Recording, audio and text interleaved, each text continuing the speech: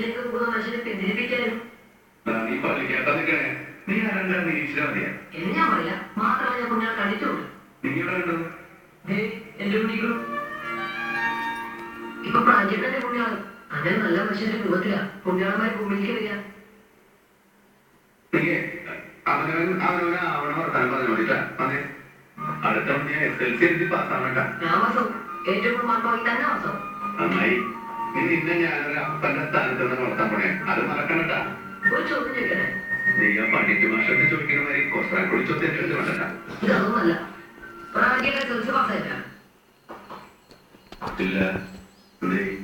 അല്ലാണ്ട് ചെറുക്കിന്റെ പറ്റിയേ ഇല്ല. പക്ഷെ അടുത്ത നമുക്ക് ഒരുമിച്ച് എത്തിയല്ലോ. നമുക്ക് ഒരുമിച്ച് പഠിക്കാനേ. ഇതിപ്പോ അങ്ങനെ ആരൊക്കെ ആയിരുന്നല്ല. വേണ്ട. ടച്ചൊക്കെ പോയില്ലേ? നീ എന്തുട്ടായി പറയണേ?